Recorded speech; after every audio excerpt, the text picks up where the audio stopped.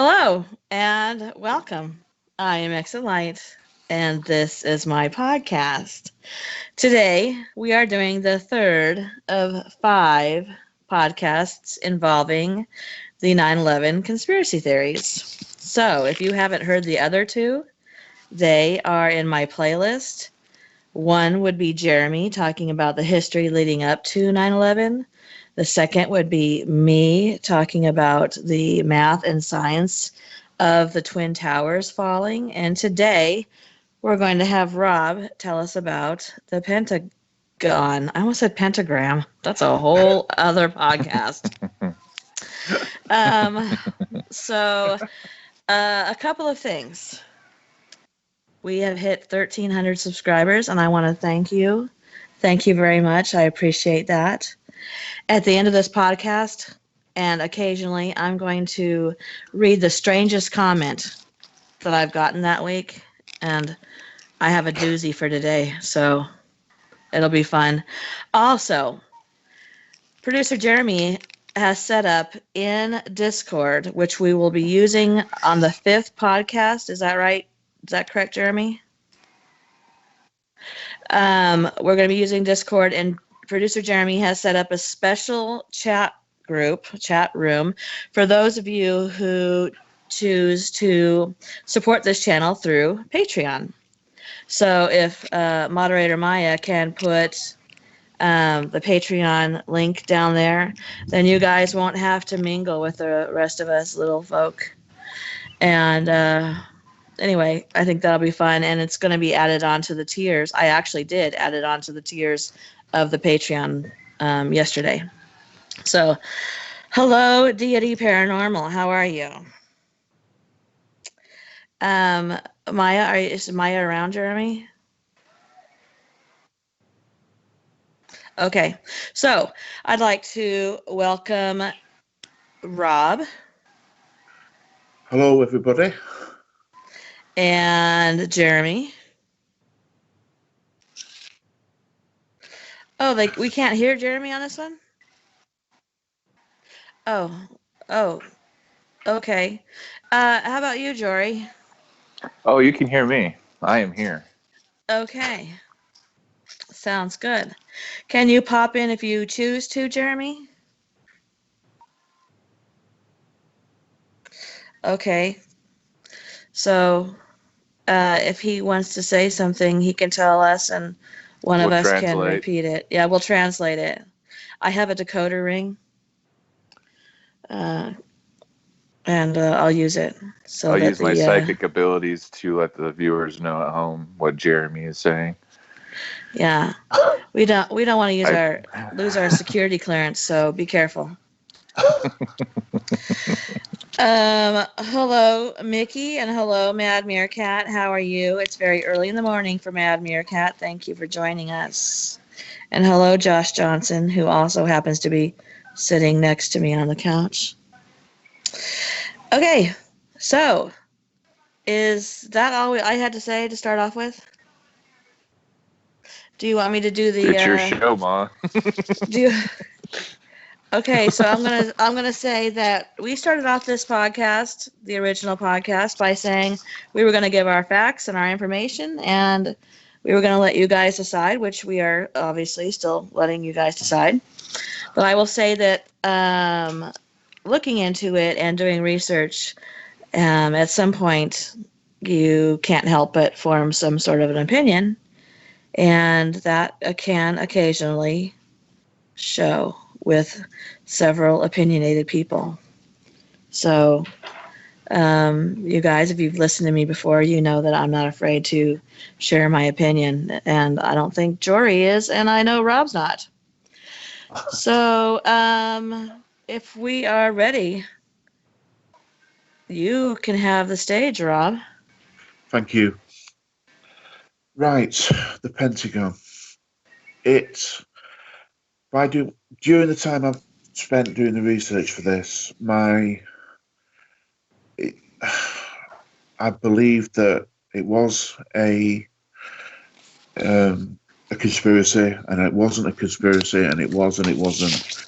Some of the facts here are bizarre, to say the least. And it's like Tracy's just said, this isn't I don't necessarily believe, this is just what I've researched. And coming from the UK or being in the UK, I'm probably looking at this differently than obviously the other guys that are from the States and live in the States. So let's begin. At 9:37 a.m., 51 minutes after the first plane hit the World Trade Center, the Pentagon was also attacked. Though dozens of witnesses, and this is important about the witnesses, there's two lots of witnesses. It seems like there's two lots of witnesses. So we need to remember that at the beginning of this podcast, I mentioned the dozens of witnesses. So a Boeing 757 hit the Pentagon. Conspiracy advocates insist there is evidence that it was a missile or a different type of aircraft that hit the Pentagon. Now, Tracy, have you heard the different sides of this? One being it was a plane that hit the Pentagon, and one being it was a missile, and that's what caused the damage. Have you heard that? Yes. Or them two chains of thought? What do you think? What is your gut? If I wasn't doing this podcast now, what would your gut be telling you? Would it be from all the media that it was a plane that hit the Pentagon, or it wasn't? I'd be interested to know. Well, I would say from looking at photos that I don't see evidence that there was a plane. Yeah. There's no wings either breaking through the Pentagon or on the ground. It just doesn't. And of course, we heard that the engine they found wasn't the correct engine for that plane. So, by the way, you guys, we are having a very bad thunderstorm here. So if you hear that, it just adds to the creep factor. I would say, just from my viewing of it, that it doesn't look like a plane hit it. Right. So we're about to go down the rabbit hole here. The claim 2 holes were visible in the Pentagon immediately after the attack. A 75-foot wide entry hole in the building's exterior wall and a 16-foot wide hole in Ring C of the building. The Pentagon has obviously it's the shape of a pentagon. It has different rings that go around the inside. I didn't understand what it meant by Ring C until I looked at some pictures. Mm-hmm. But it's basically the interior of the Pentagon. Well, can you explain what the ring Cs are? What are the rings? They are the way the Pentagon is set out. Obviously, it's a shape of a pentagon. Then it has an outer ring, which is Ring A. Then it has a middle ring, which is Ring B, and it has a third ring, which is Ring C. The explosion had gone right through the first 2 rings and into Ring 3, and then there's an inner ring in the middle. Mm-hmm. Okay. Now, I'm going to jump slightly ahead here. I'm going to have to apologise now. This is going to be backwards and forwards because of the evidence and the way that it has been reported. They believe that obviously the plane had flown into it, but inside the actual Pentagon, there's photographic evidence. The pillars that were holding up the actual ceiling or roof of the Pentagon, they were all still standing when they took photographs of the interior through the hole. You could see all the beams basically that were all still standing, which can't be explained really, because if a plane would have hit it, when the plane hit it, it would have knocked everything out completely. But anyway, I'll go back to this. Conspiracy theorists claim both holes are too small to be made by a 757. How does a plane, and I'm asking you a question here, Tracy, and asking everybody a question who's listening, how does a plane 125 foot wide and 155 foot long fit into a hole which is only 16 foot across? Floor is yours. It's impossible. I actually hadn't realized the actual measurements of that before.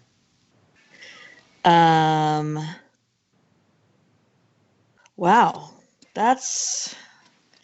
Here's what I don't understand.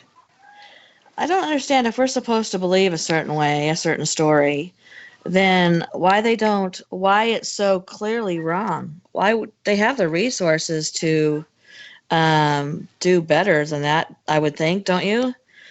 Than try and make us try and fit a square peg into a round hole and say, no, trust me, it fits. Well, what the report came back and said, to answer the question made by the conspiracy theorists, is that when a plane hits something at that speed, it doesn't leave a cartoon. Like an imprint on the build when you watch a cartoon and the plane crashes, and it's like it leaves like a hole the shape of the plane. Right. They say that wouldn't happen. That can't happen. It won't. It won't happen. But I'm sorry. Sorry. But we saw that very thing happen when it hit the World Trade Center. Exactly. That was what I was going to say. But it wrote down in front of me. And that's I'm sorry. What said. No, it's fine. That's what the people have said. They said, well, hang on a minute. It happened twice on the World Trade Center. I mean, and the World Trade Center, according to what I've researched, was better to withstand. It was supposed to withstand or be able to withstand being hit by a plane. Yes, two of them, 707s. Say that again, sorry. Boeing 707s it was built to withstand two of those. Yeah. So it's just, I found that the official report, which has been released now, but most of it is blanked out, completely keeps contradicting itself all the time. It's just a contradiction all the way through. It's a contradiction. Some of the things they've come up with, which we'll get to in a minute, or over the rest of the podcast, it's just bizarre. Well, maybe that's why so many years later, people are able to look back and see it not through the eyes of how we originally saw it, which was fear and, terror, frankly, terrorism. And maybe we're able to look back now and look at the facts and pictures and the story we were given and say that it doesn't particularly line up. What do you think, Jory? Yeah, I agree. I mean, you guys have pretty much hit every point that I would be able to say as well. It's just, yeah, I don't know what more to add to it other than I just agree with you. There's just too much going on there. Hey, Jory, do you have anything else going on that is with the internet? No, not currently. Okay, because you're just cutting in and out, and I didn't know if it was your internet or just Skype in general. Oh, no, I'm the only one using internet. Okay. Hello? Okay, Rob. Sorry. Yeah, it's crazy, absolutely crazy. And the next claim, how do you explain how windows around the blast hole were intact? if you look at the official, well, before I come to this point, I wanted to ask you something. How obviously it happened on the same day as the planes hit the World Trade Center. How from what I've researched, the Pentagon wasn't treated as much. Well, there weren't as much focus on the Pentagon as there was on the when the planes hit the Twin Towers. Did you how did you get to hear as much about the Pentagon being attacked as you did about the Twin Towers? Well, honestly, I think that the fact that the towers were falling took away the attention so much from the Pentagon, because we were seeing people jump out of the Twin Towers to. The reason I don't Yeah. like heights is because I feel like there's something in me that would tell me to jump. And when we were seeing that happen, people so terrified for their lives, for they were in a fire, they had no place to get out. We were seeing them live on TV, jumping out of buildings, and the trauma from that, and the fact that the buildings began to fall, and we all realized that there were thousands of people in the buildings that had not been evacuated. I think that compared to the Pentagon and the relatively, there wasn't the type of destruction that was happening on our TVs in New York, and I think that did take away some of the attention.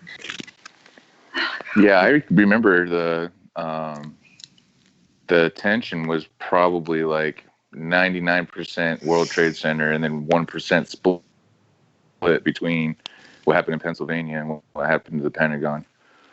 Right. Yeah, I agree. Um, yeah, the plane that hit in Pennsylvania, that actually got like hardly any coverage. Yeah. Eventually it did, because of the quote from the guy who said, I can't even, I don't want to misquote him, but he said something like, "Let's do this" or something. And those were actually the cell phone calls that we were talking about last week that you weren't actually able to make. But I think that later on got the attention because that was made into a movie and that type of thing. But at the time, even that wasn't getting as much attention. And there was a whole plane. Well, supposedly there were two whole planefuls of people one that went into the Pentagon, one that went into Pennsylvania. But in real time, when you see people jumping out of a building, a high rise, I think that's where the news was focused on, which I wish they hadn't been, because that's something you can't unsee. Yeah. Did you see that live? Was that Yes. reported live? That was all live. Yes, it was live. People jumping Because out of the window. they didn't know it was going to happen. So if you had your camera facing that direction and somebody jumped out, they caught it. And there was no way to avoid it. So, we were watching that live, and I didn't realize that. It was traumatic. That was rough. Yeah. Yeah. Oh, that's crazy. I didn't know that. Yeah. I know that because I know that from listening to the last two podcasts, I didn't realize how many people had actually died. Right. Crazy. But anyway, not that I don't mean to just move on. You understand what I mean? Yes. I'm not in any way undermining or anything. The people that died is horrendous, but we're talking about the Pentagon today, so right. I will go back to what I was talking about. Now, how do you explain the windows around the blast hole were intact? Conspiracy theorists have said it must have been a smaller aircraft than a 757 that hit the Pentagon, because a aeroplane the size of a 757, it would have left more damage than was left. The official report has come back to answer that question, and it has said some windows did remain okay, but the reason being was that they were supposed to, because they were blast resistant windows. Now, conspiracy theorists, and when I say conspiracy theorists, a lot of these people are experts at, at different fields of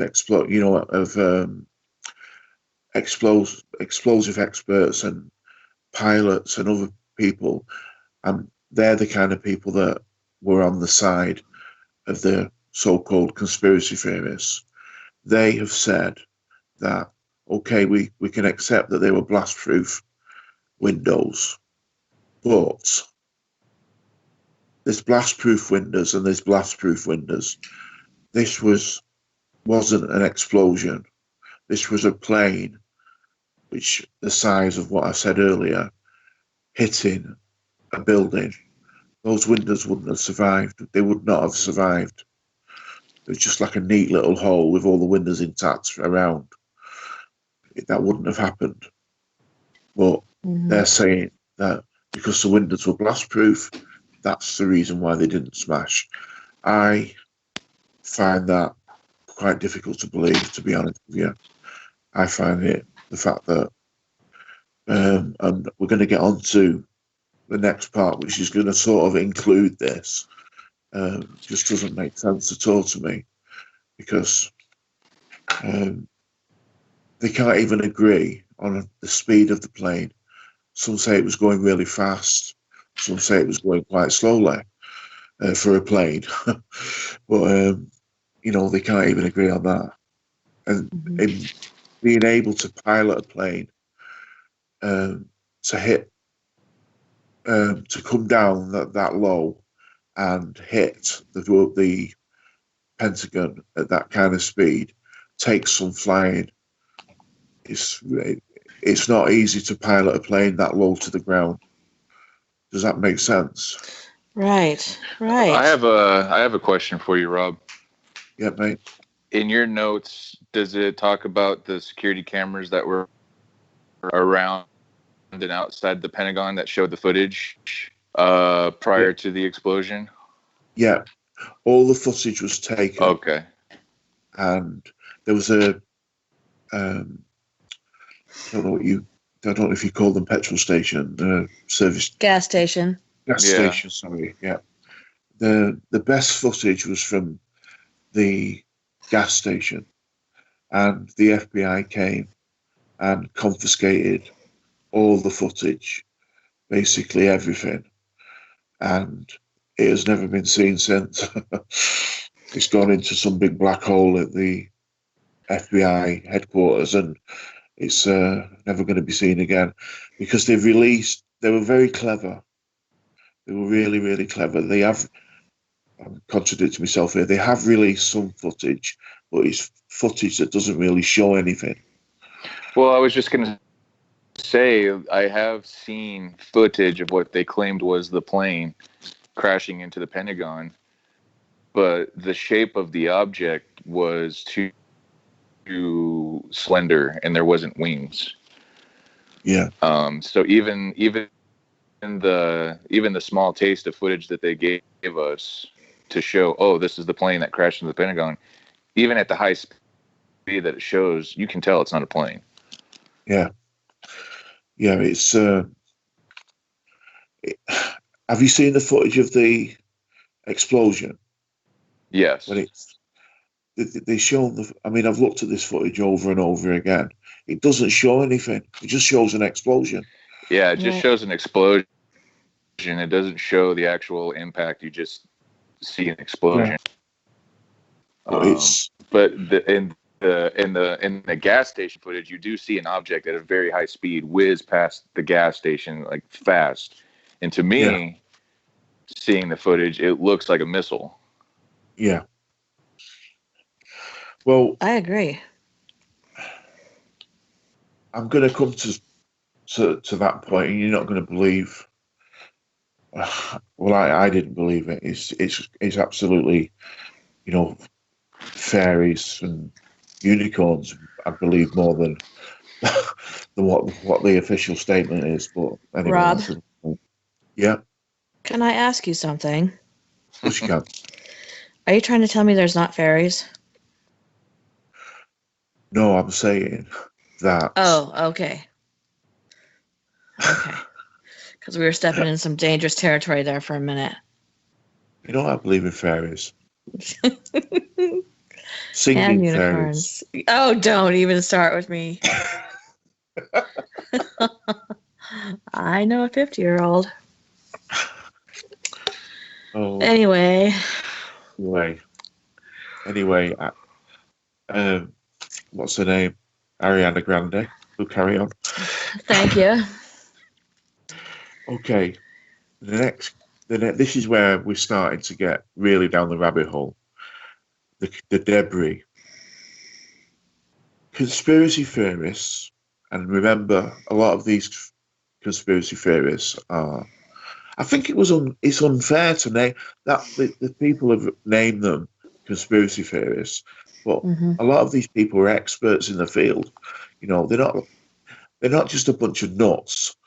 They are, policemen, Pentagon security, ex-Navy people, ex, I was going to say RAF, ex people that, I don't know, the Air Force people. These are the Hmm. kind of people that were labeled conspiracy nuts, basically. Physicists, scientists, Yeah, architects, and from last week, and there was the same thing: physicists, scientists, architects involved in talking about the Pentagon. And like we talked about, I think it's easier to just say those are nut jobs and walk away, and it makes people feel better. But 53.44, what? Did I just get some weird accent? 53.4% of the American people are now starting to say, hey, you know what? Maybe physicists, scientists, police officers, um, the military, maybe they're not nut jobs. yeah, And I mean that's just from the United States. How much of the other parts of the world looked at the official story and said, that seems fishy? yeah. And I think it's something in when we've done other podcasts about conspiracies, we have talked about the people that believe there is a conspiracy. We've never really touched on the fact that, like you've just said, that some of these people weren't just nutters. Hmm. They were actual people who are really, really credible. And I think it's unfair to some degree to call them, Oh, it is. uh, yeah, just It's because dismissive, it's disrespectful, but that's the point. yeah, That is the exactly. point. Yeah, If, like we talked about last week when they said that they refuse to debate with somebody who has a conspiracy theory because it gives credence to the conspiracy theory. Well, you're a scientist. You had to defend your thesis to get your master's degree. You know how to do that. So let's do that. yeah, And you debate your thesis. They'll debate their thesis and defend your thesis, and let us decide. yeah, Let the I, American people decide then what we yeah, think. But if you're science, if you think you're science and your evidence is rock solid, then don't be afraid to defend it and show it to us. yeah. It's. I mean, coming off the subject slightly for a second, it's like Mm-hmm. um, pilots who claim to see UFOs and things like that. They're Mm-hmm. just if they go on record, they're just ridiculed and they'll lose their jobs. And Mm-hmm. that it's just. Well, anyway, another podcast. Right. So the debris. Conspiracy theorists insist there was no plane wreckage at the Pentagon.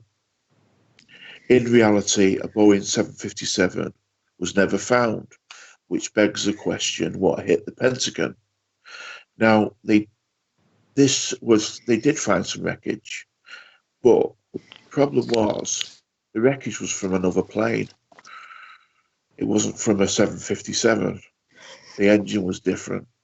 And I've actually seen footage where they show the engine that was found and they show the engine from a 757, and it's absolutely completely different. Now, I've also seen footage of, I think it was 12 plane crashes around the world where 750 similar planes, some of the planes were 757s and some of the planes were similar. Some of the planes were a lot smaller than 757s. And at all the crash sites, there is bits and pieces everywhere of the plane. And when you look at the photographs of the Pentagon, there isn't even an area where the plane could have slid into the Pentagon. So, which makes a massive difference because, like I was saying earlier, for the plane to hit the Pentagon and not touch the floor and go into the Pentagon as far as it did, but it didn't touch the floor. Does that make sense? Because there's no crater outside. There's nothing. Right. There was just a hole.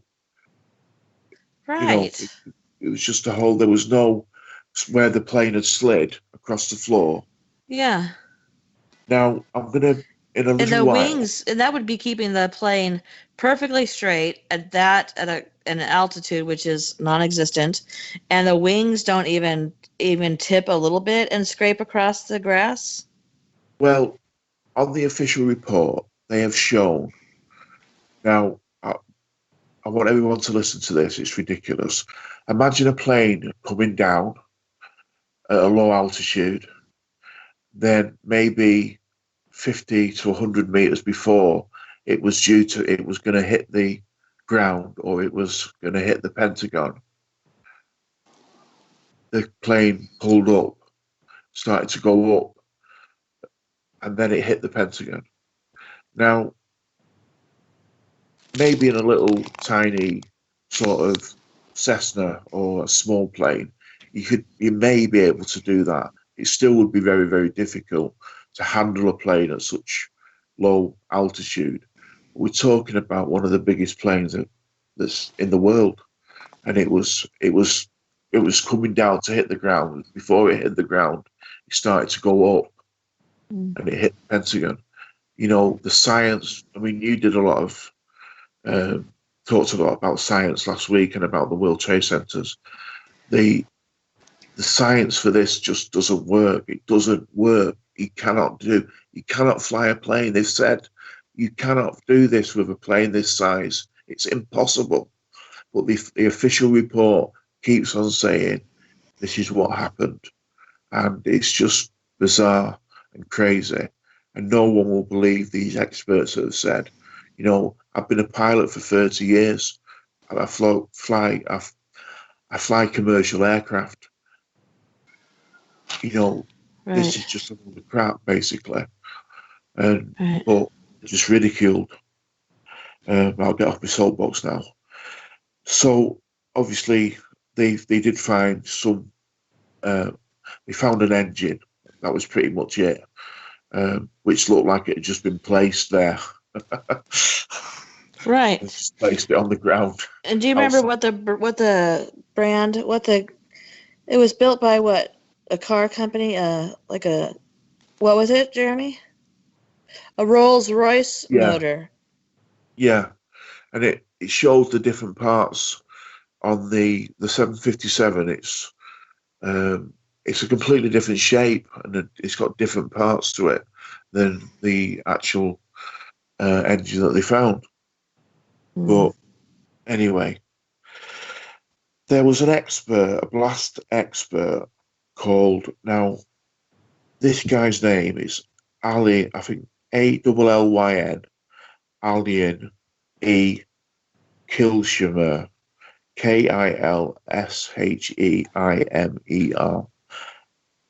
I think it's Sorry, Alan. yeah, Allyn, Alan. yeah, it could be Okay. E, and his surname, I don't know. I don't know where All he's from, right. and I He's just apologise. Alan from now on. Yeah, he was the first structural engineer to arrive at the Pentagon after the crash stroke impact and help coordinate the emergency responses. Now, this guy has gone on record. This is what he has said. It was absolutely a plane crash, and I will tell you why. I saw the marks of the plane wings on the outside of the Pentagon. And in brackets, I've wrote, well, no one else did. He picked up Right. parts of the plane with the airline's marking on them. No one else did. Now, he is contradicting everybody. He is basically saying, I was first on the scene, and like I said, he coordinated the emergency responses. Now, why? I can't understand how this guy has assumed control of everything. You know, the emergency services wouldn't be listening to necessarily to be told what to do by this guy that's just arrived on the scene, who's a structural engineer. You know, there was fires to put out. Supposedly, there was fires to put out and get people to safety. But anyway, that's. And also the people inside the Pentagon, they said that they smelled sulfur, which Yeah, would not have come from an airplane. They didn't smell the what's the kind of fuel that an airplane uses? Kerosene or something like that. kerosene. Yeah, Yeah, they didn't smell that. They smelled sulfur, which would be in was something you would smell from a missile, not and an airplane. it's, that was perfect timing, Tracy. Thank you. NASA, one of their satellites, took an infrared photograph just by chance of the Pentagon, and you can see that there are areas of the Pentagon that were burning way after the plane or whatever it was actually hit the Pentagon. It was that hot that it was burning sort of underneath the Pentagon. You could see the heat. Wow. And these photographs, they were never released. They've been released now. And if you go on Google and you Google NASA and the Pentagon and obviously the date of 9/11, you will see these infrared photographs of what looks like something burning underneath the foundations of the floor, the ground floor of the Pentagon, which adds a whole different dynamic to what's going on. So Right. Well, basically, I'm sorry. I'm looking at a picture of the Pentagon, and they have cameras all over the Pentagon on the top of the building, yeah, which we never saw photographs from that. it's well, what's the answer? Yeah. Anyway, getting back to Alan, he said it was absolutely a plane crash, little plane crash, and I will tell you why. I saw marks on the outside of the Pentagon, and I picked up parts of the plane, and I found the black box. Now, I have seen pictures of the black box from this from the Pentagon. Mm-hmm. And he, remember when I started the podcast and I said about the eyewitnesses? Mm-hmm. Yes. This is the, um, he has said that his all that he said and all the accounts of what he said had happened was backed Uh-huh. up by photos of the plane wreckage and by what eyewitnesses. Now, the photos of the plane wreckage, I couldn't find any other than the engine. Right. All I could find was this picture of this engine off this other plane, and Uh-huh. there wasn't really any other any other wreckage. He has gone on record and said he found bits of uniform and body parts scattered around outside the Pentagon. Now, have you ever heard that, being in America, that there was body parts found outside the Pentagon? No, I No, never have heard that. You either, Jory, right? no, I haven't heard that. Well, he reckons that he picked them up, and he, which I would have thought he wouldn't be allowed to do that because obviously it's a crime. Even though if there's dead bits of dead Yes. people everywhere, isn't that a crime It's a scene? crime scene. How is this guy Superman? How is Exactly. he picking up dead bodies, picking up the black box, um, getting all these clues, picking up all these plane parts? How is this Superman? Who is this guy again? Who does he work for? He's a structural engineer. I presuming he works for the Pentagon because I Oh couldn't well, figure out this guy is like God according to the eyewitnesses and the report, the actual official reports that came in. This guy is the man, and he basically what he has said is gospel. And but I never heard of him before. what's And his last name again? right, I'll have to spell it for you. It's Okay. Alan, Allyn, Uh huh. Okay. Kilsheiner,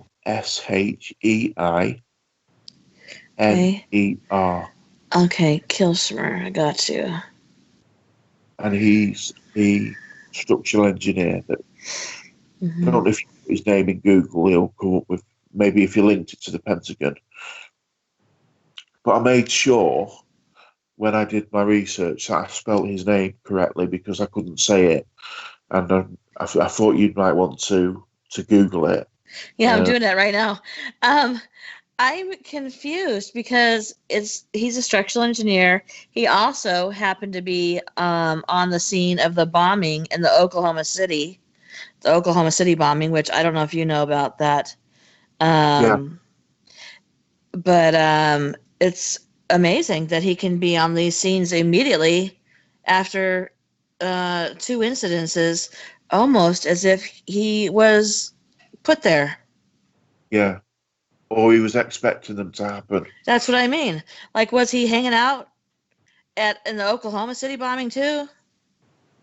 This is really strange. Well, one thing's for certain: don't go anywhere with him because there's going to be a No. bomb or an explosion. Yeah, it's uh and I don't really like to go by how people look, but he looks crazy. He looks like a homeless guy. What? Dude. Okay, sorry. Just thought I I'd add couldn't that. find it. I didn't find any pictures of him actually. Oh, he looks crazy. But yeah, he. That is what I have read you and what I have talked about in that last bit is all legitimate, and it's from the official report that was done on the incident at the Pentagon of the plane hitting. But that is basically word for word. So I don't know. Right. Well, I'm gonna send you a picture of this guy, if you don't mind. Yeah. because I need you to share the goodness, which is this guy. Jeremy, do you want me to send it to you too?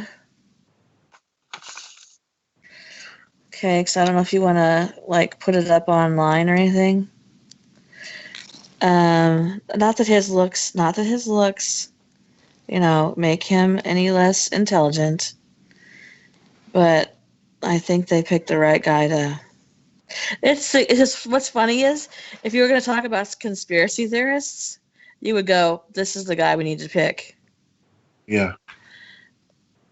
So it's really weird that, like, Jeremy, I'm having trouble sending it to you, so just give me a. Because when it says, this is what it says in the report. He says he held bits of uniform and body parts. It just, why? Who gave him the authority to do that? Why? I mean, He's not a police officer. He's not an EMT.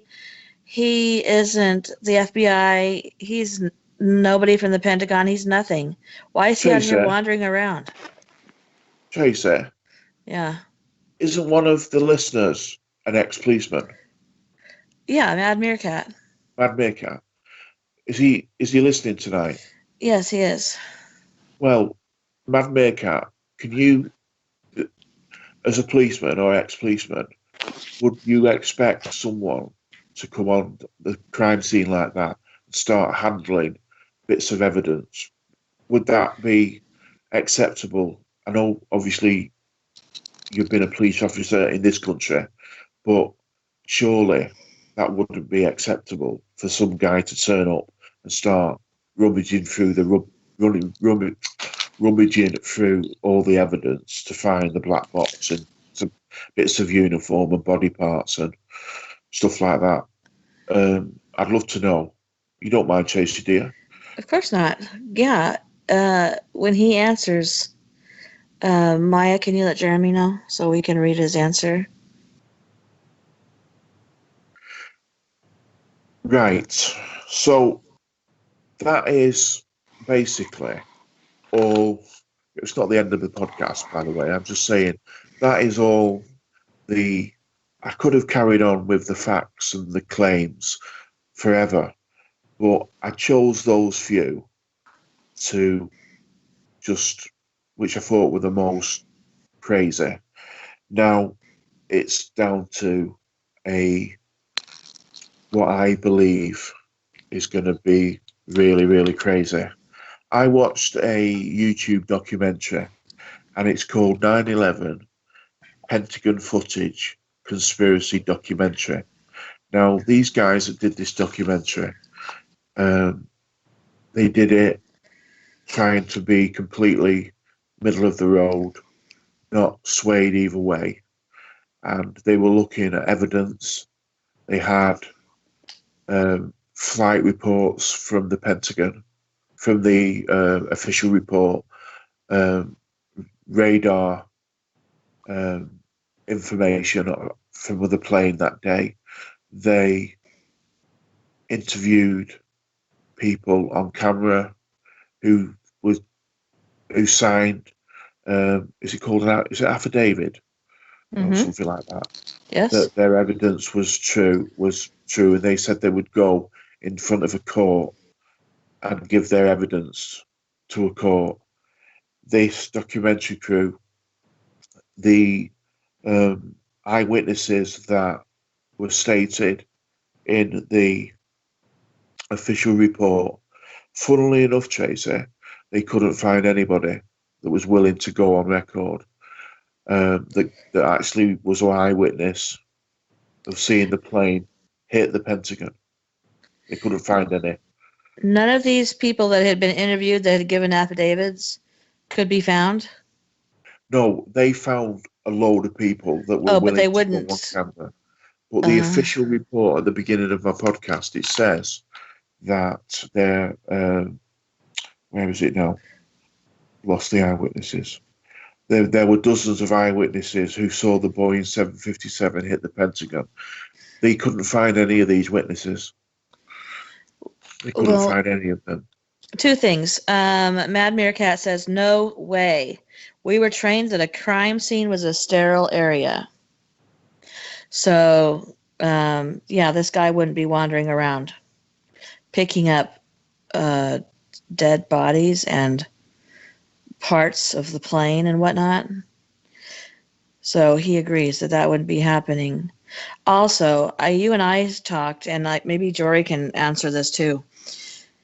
Did you, Jory, hear any reports of people seeing an airplane go into the Pentagon? Because from what I remember, the people I saw, they were told it was an airplane, but everybody said it had a whoo, like a whistle. I go, I can't do it. You know that I could probably do this, Rob, if I could warm my voice up. But it was like a whistle sound that zoomed by, and they assumed it was a missile. Is that correct, Jory? The only thing I remember was the news saying that they were being reportedly told that it was a plane that crashed into the Pentagon. Yeah. I don't remember eyewitnesses saying anything about what they heard. I just remember the news just being told what they were told, that it was an airplane. Right, they were being told it was an airplane, but I do remember people saying that they didn't think it was an airplane, that they thought it was a missile, and that they heard, I guess whatever people think a stereotypical. It wasn't an engine. They didn't hear an engine. They heard this whistling sound go in and hit the Pentagon. So Crazy. I'd just like to thank Mad Meerkat for getting back to us so quickly. And I appreciate, obviously, backing up what we've been talking about, or what I've been talking about. And it's not going to be any different in America than it is in the UK. It's just common practice, isn't it, that it wouldn't happen. And anyway. And we're talking about the Pentagon. We're not talking about. We're talking about the Pentagon. Exactly. I mean, especially something done to the Pentagon, in my opinion, would be, they would make good and sure that no civilian was going to be able to just start picking stuff up. And as well, where the plane hit, those people that worked in those areas of the Pentagon were moved that day to the different departments.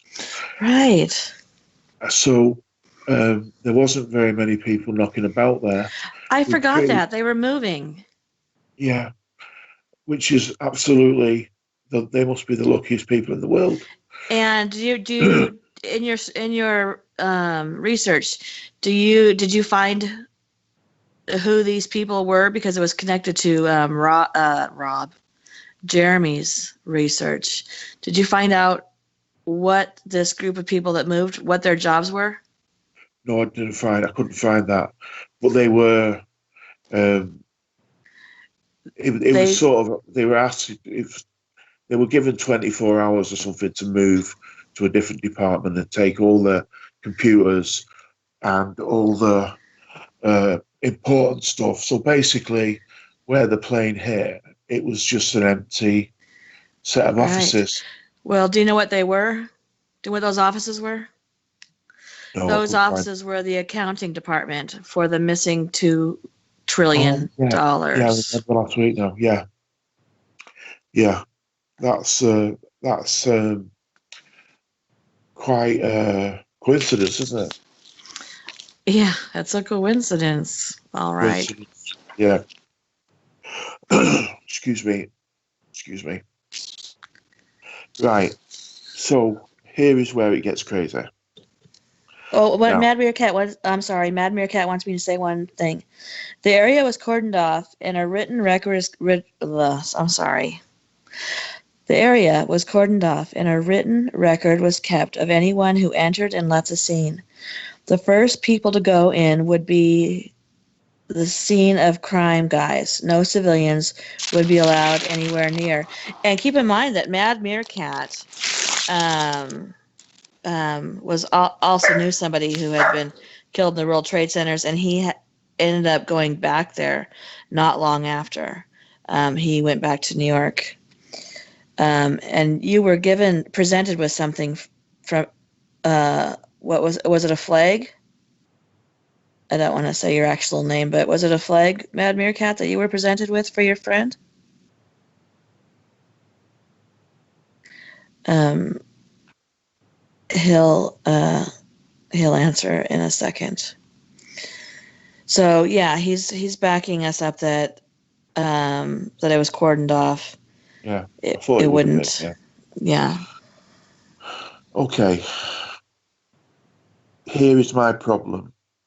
My problems that I have with all of this. I have watched and read half a dozen different books and watched half a dozen different documentaries in which the documentary makers have had photographic evidence, which is what they had. They had absolutely loads and loads of photographs. Now, when they did when they interviewed the witnesses, they didn't interview the witnesses all together. They interviewed the witnesses one at a time, and then they brought all the eyewitness reports that they'd got. They brought them all together to basically make a program.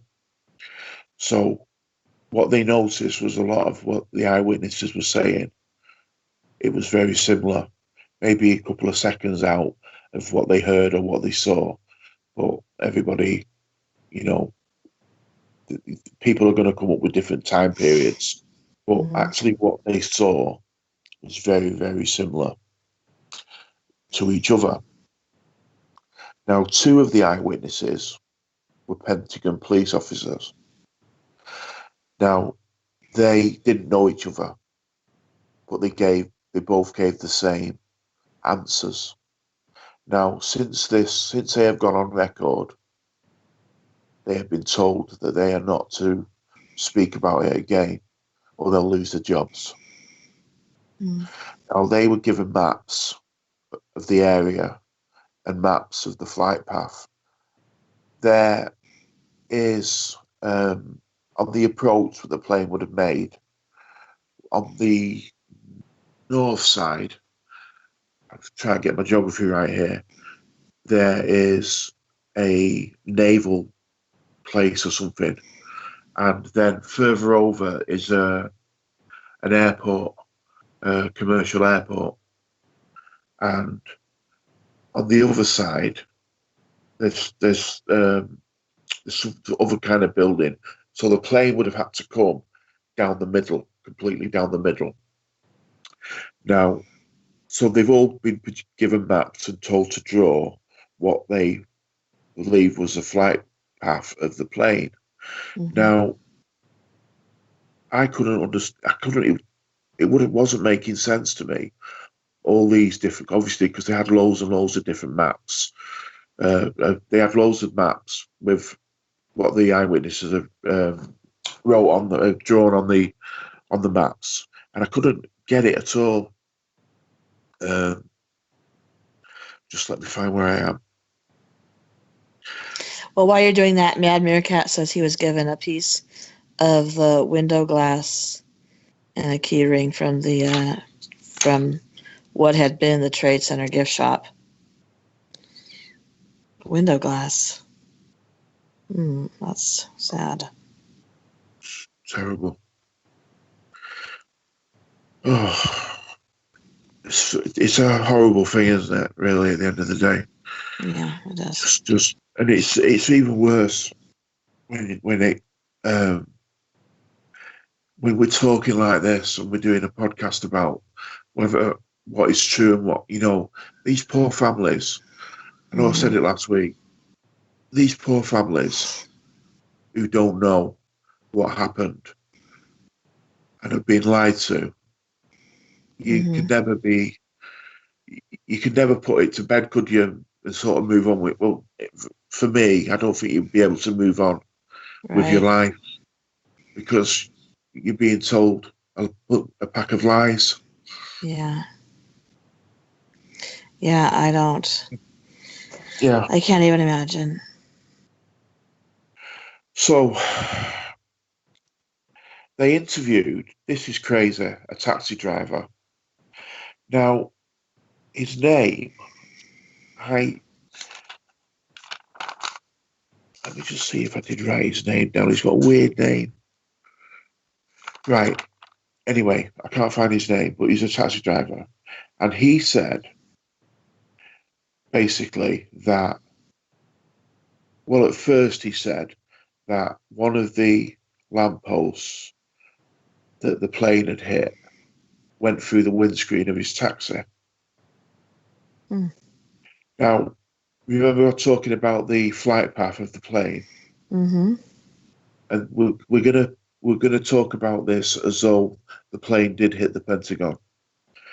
There is photographic evidence of about 6 or 7 lampposts down and lying on the grass, and one of them is on the road by this guy's taxi. He said, I mean, he's quite an oldish guy.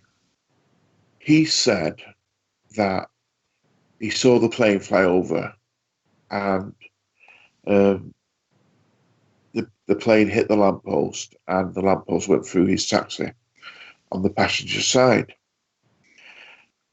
Right. Bearing in mind, these lampposts are huge. They're made of metal, and by some miracle, this post was hit by a huge 757 Boeing plane, flew through the air, smashed his way through his windscreen, and managed not to leave a mark on the car. Oh gosh. Now, the film, what he had done, he had kept the car under a tarpaulin and got a new car. The film crew went to see the car. The documentary makers went to see the car, and it's still exactly the same as that day. There's not a mark on it Wow. on his bonnet or hood, I think you call it, don't you? Of the car. Hood. Yeah, there's not Yeah. a mark on this car at all, other than the windscreen. Mm. So the documentary makers. Let me just get a drink. Oh, excuse me. They challenged this guy, and he was absolutely.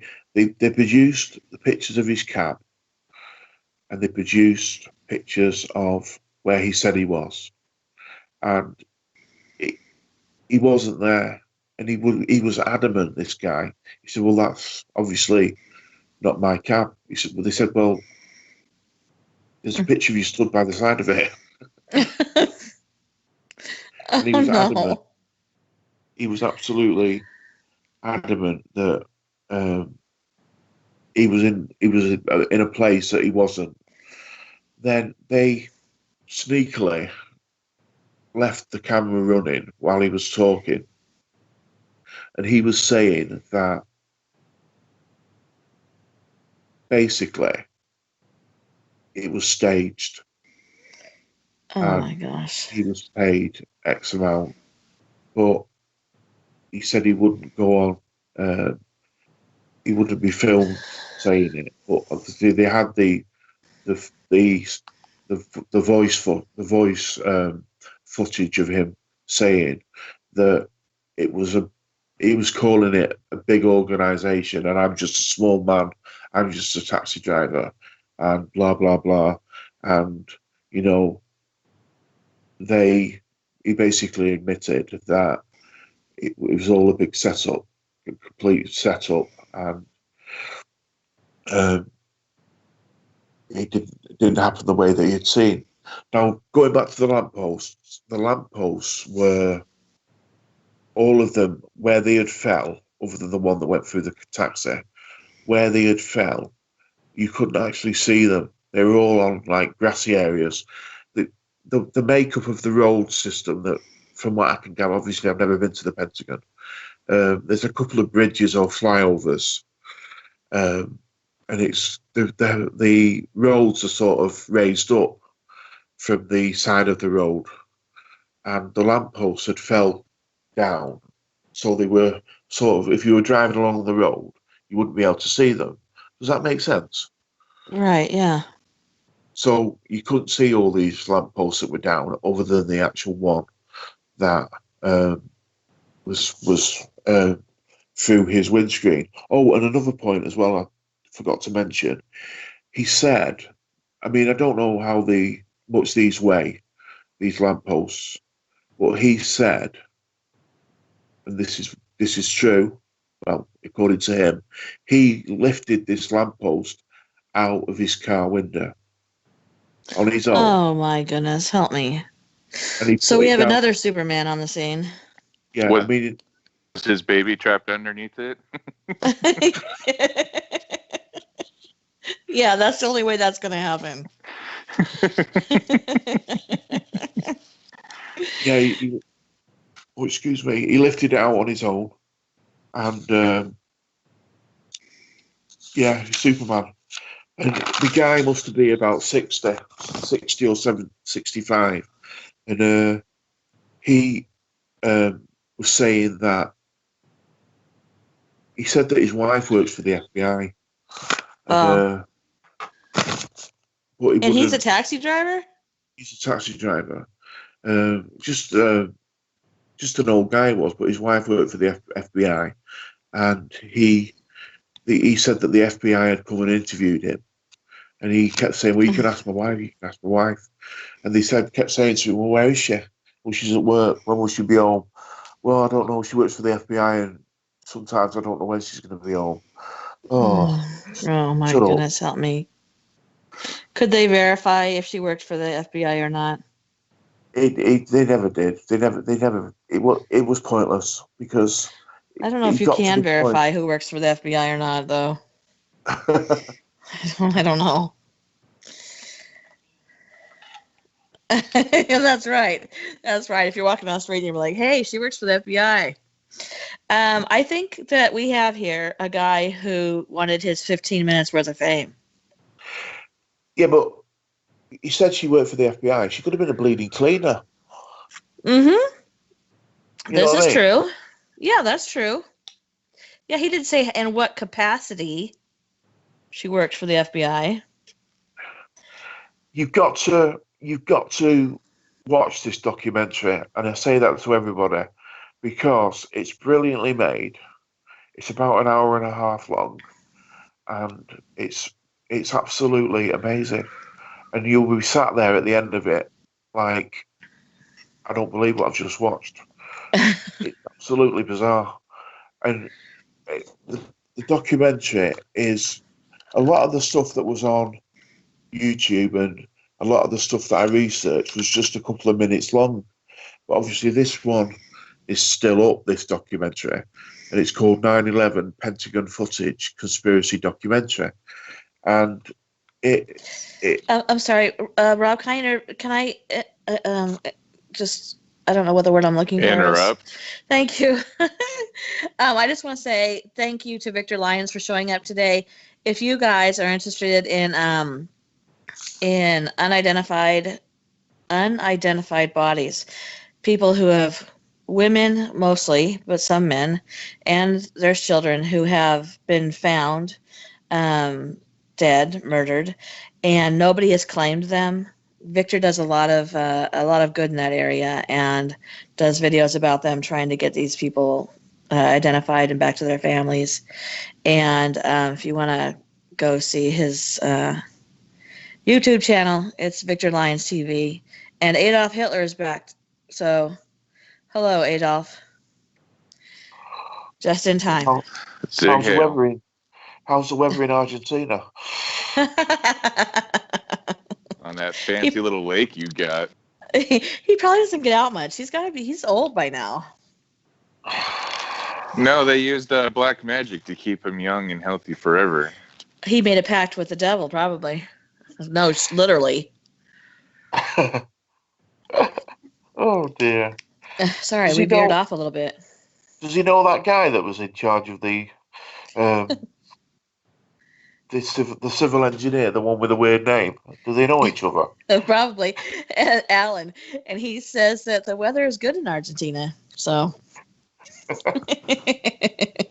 he said he sold his soul. Yes, I believe that. I always thought that Adolf Hitler was needed a suntan. Yeah. All right. I'm sorry, Rob. I'm sorry to do that Okay. word I couldn't even think of. Interrupt. Okay, so before we get on to the next stage, and you've listened to everything that I've said, and we've talked about all the different stuff. Because the end of my podcast is crazy. But what do you think so far?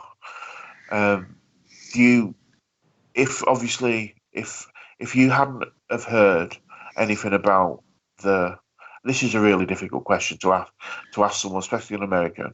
If you hadn't heard anything about the Pentagon, and this was the first time now you were listening to it, what would you think? Would you think it was hit by a plane, or would you think, well, there's something fishy going on here? Well, I would think that there's something fishy going on here. And Jeremy, I'm sorry, you guys, you can't hear Jeremy. Did you put that picture up that I sent you that showed the view from above of the Pentagon? Okay, so I sent Jeremy a picture that shows the view from above the Pentagon and the different layers that you were describing, Rob. Yeah. And it shows the entry and the quote-unquote exit hole. And in between them, there is walls still standing. There is no plane in there. Yeah. There's no plane. It's as plain as day that it's not there. And so if I was seeing, especially these these pictures of the outside of the Pentagon and this overview of the Pentagon, which is unbelievable, that they're trying to tell you that there's a plane in there, I would not believe that for a second.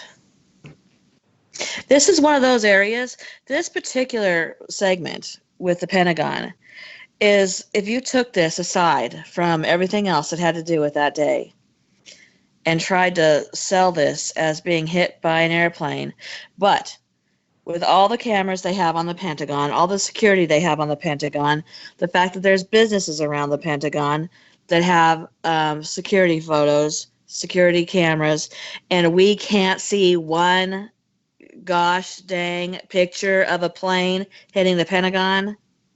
And this, even in 2001, you can't see one.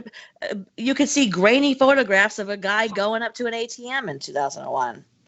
So there's no photographic evidence at all, none showing a plane going in there. That is just crazy that we're supposed to go, oh well, there's no evidence, there's no plane, there's no wings, there's an engine from a completely different airplane just tossed onto the grass. The witnesses didn't see an airplane. They also smelled sulfur, not kerosene, and they were working in the Pentagon. They knew, they had been trained. They knew what to hear and listen for, and they said no, it wasn't an airplane. There should be no discussion of whether it was an airplane or not. It should be there was a missile, period. In my opinion, they should have just said, the government would have been smarter to say a missile went in there, because that's something you can look at and go, yeah, you can see a hole in the building. Yeah, well, there's a problem with that. The people who went missing on the airplane? Yeah, and I don't want to give the end away, but there's a problem with that. Right. And they say they have pictures, but they won't release them. Well, more than half of America doesn't believe you. Release it. Well, the gas station had some other. Obviously, they had more than one Yeah. CCTV camera. Yeah, and it was They taken immediately.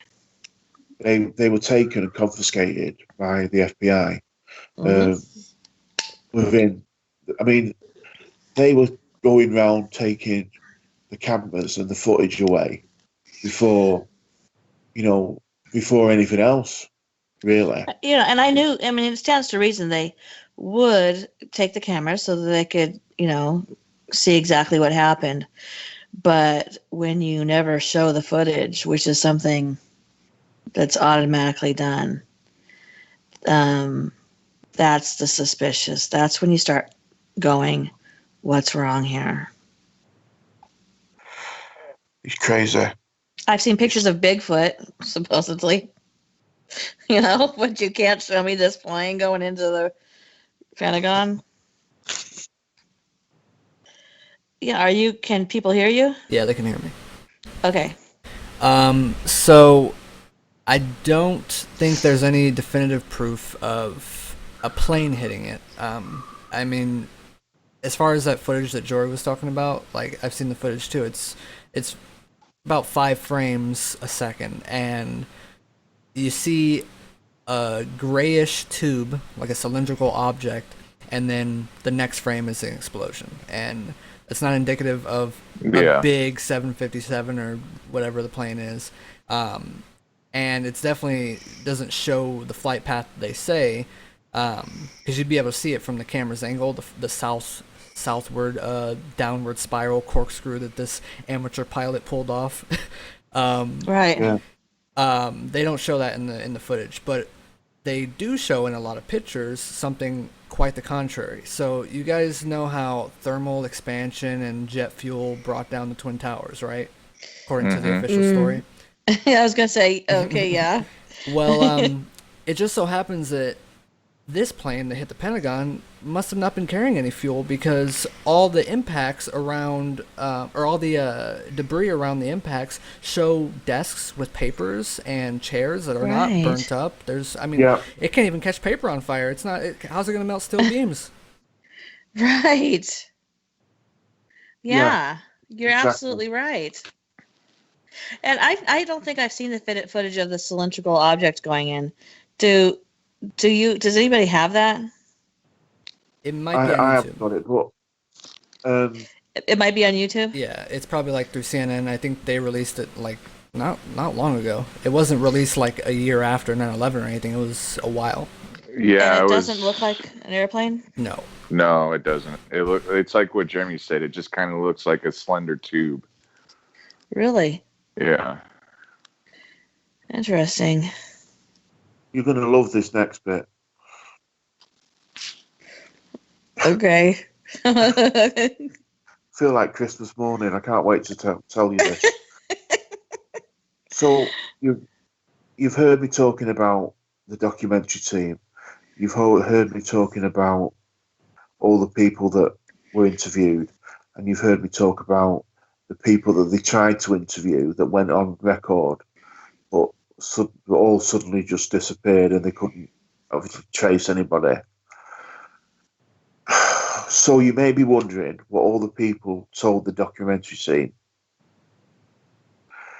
There were loads of people that supposedly saw the plane hit the Pentagon, but the documentary team could not find one to go on record, which is what I just said. So back to the guys who were interviewed, including 2 police officers and 2 ex-naval men. They all said they saw an explosion, okay? Mm-hmm. And then they saw a military jet flying away, What? okay? They saw an explosion, and then they saw a military jet flying away. So you may be wondering why no one else saw this. 2 reasons that they stated. One reason is most people were running away, and they had the back to the Pentagon. Mm-hmm. And the other reason is that there is an airport close by, and I cannot remember what the airport's name is. And there are planes taking off and landing all the time. So seeing a plane flying away wouldn't be that out of the ordinary because there's planes in the air. There isn't a no-fly go. There wasn't a no-fly zone, I think, over the top of the Pentagon then because it was so close to the airport. But there is now. Right. So these people have gone on record and would have said they will go to court, other than the two police officers, because they've been told they will lose their jobs. And the two police officers didn't know each other, and they gave exactly the same statement. They Really? drew exactly the same pictures. Now, all the official pictures and all the official radar images,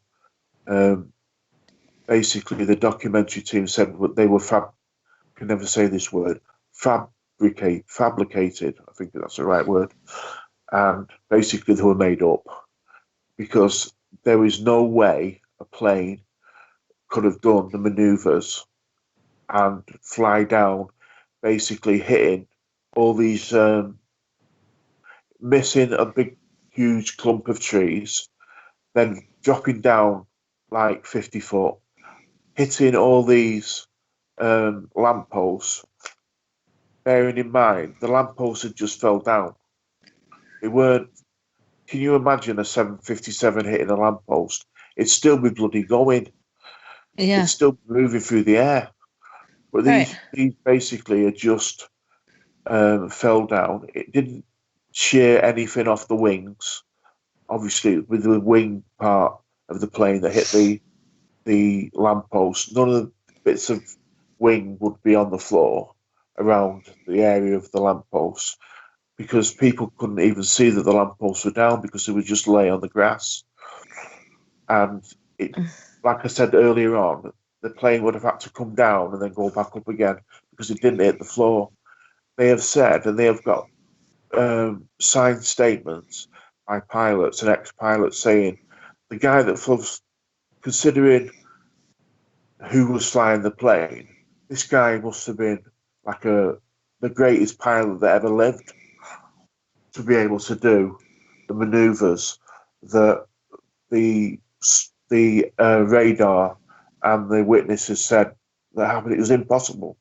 They've actually gone on record and said that, you know, it can't have happened. There's no way that this could have happened. It was a black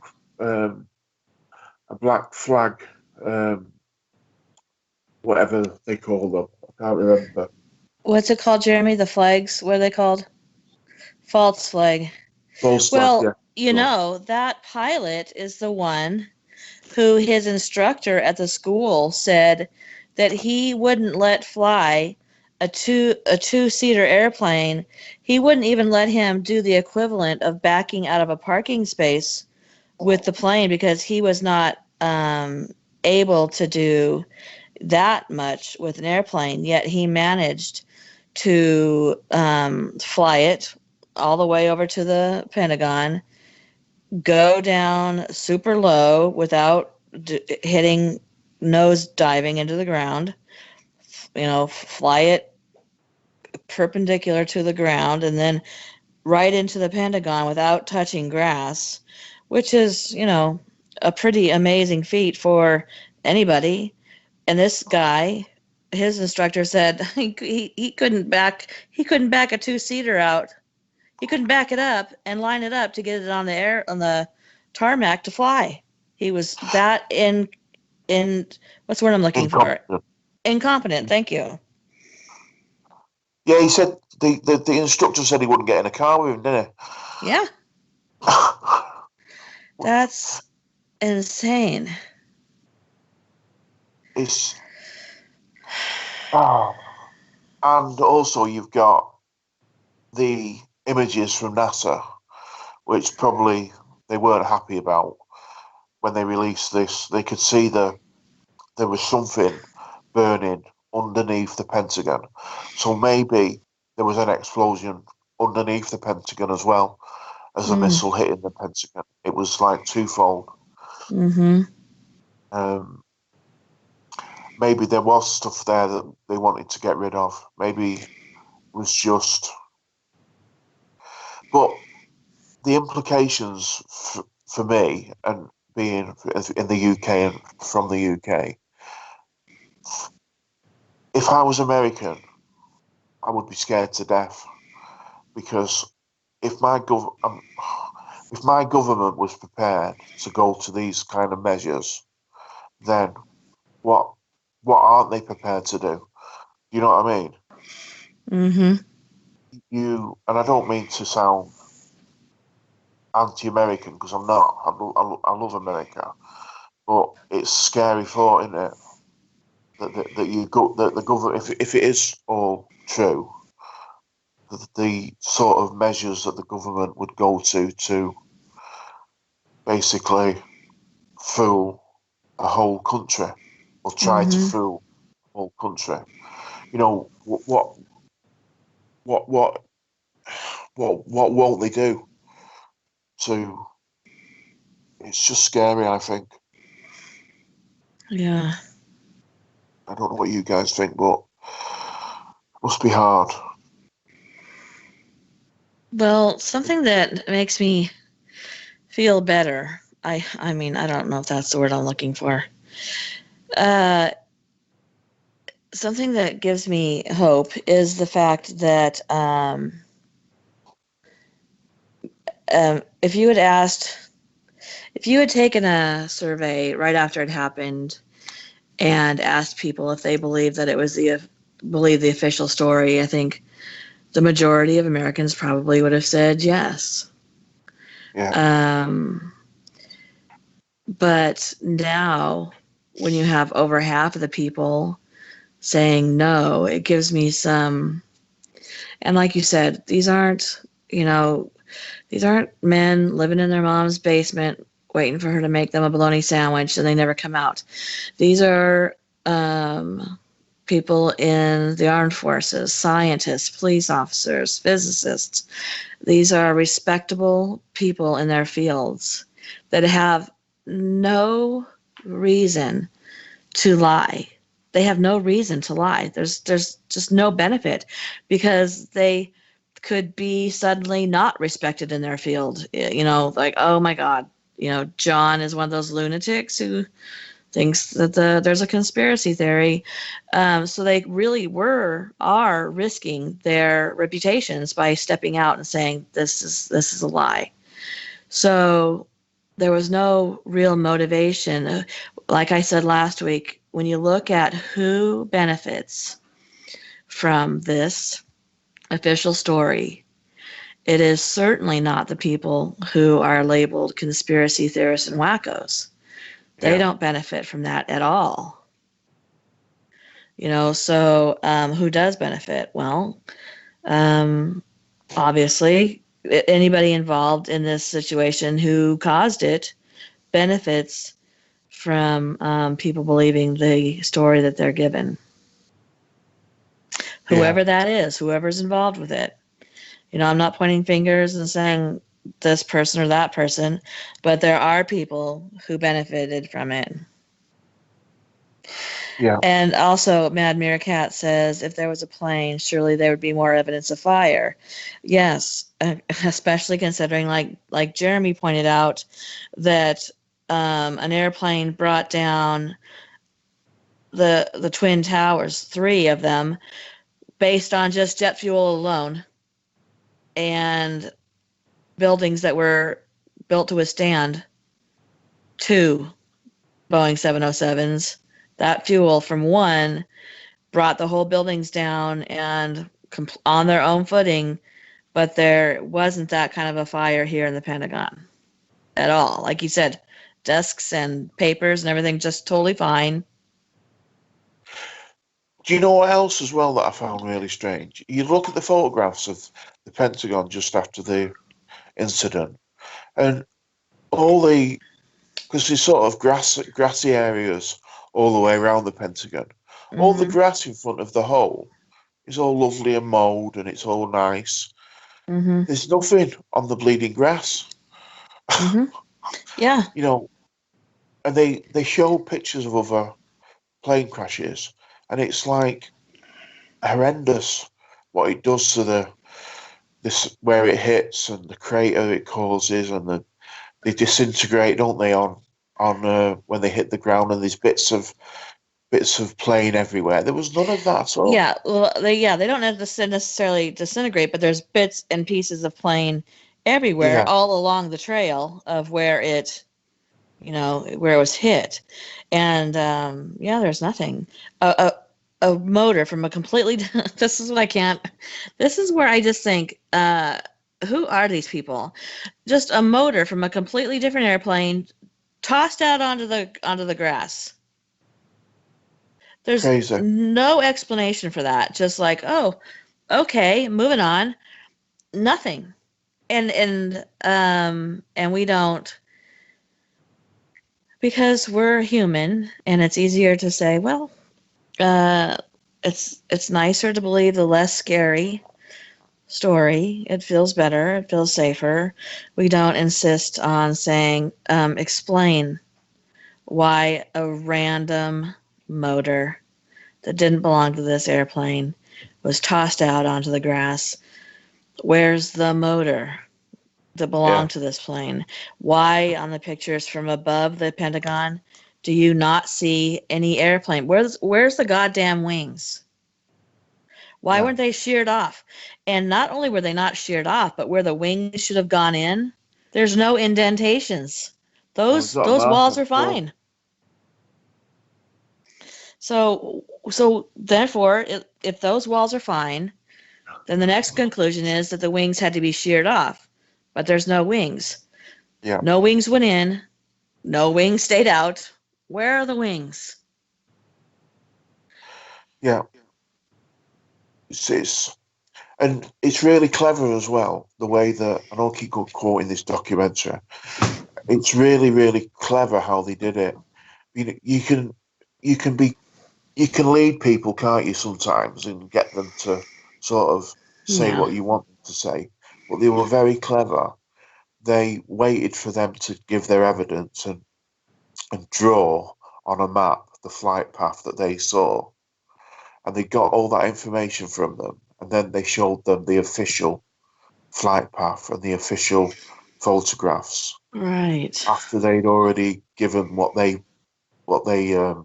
saw, which all sort of tallied up with everybody else's. And then they said, well, this is the official flight path that has been that the report came up with, and the radar evidence gave, and the people said, no, that's not right. That didn't happen.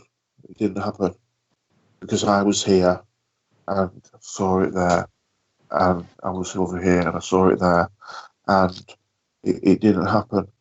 But I have a quick question for you too, Rob. Yeah. When you were doing the research for the Pentagon, did it also come up with the? I had seen this. I think it was on Loose Change.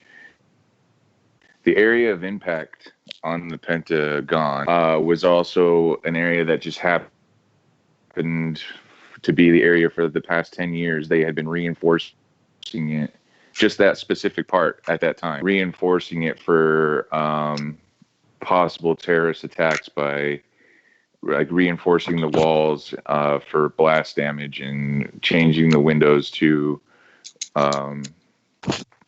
I think you said it earlier, like blast-proof windows. Like it was just that specific part of the Pentagon that for 10 years they'd been working on reinforcing it. And I think it was like literally within days of being quote unquote done. And then the plane hit. I didn't actually see that. I didn't come across that, but they said that obviously all the windows were blast-proof, but it's would that have stopped a plane, or would that have stopped a missile? It's how much reinforcement did they do? Because obviously it didn't work, did it? Yeah.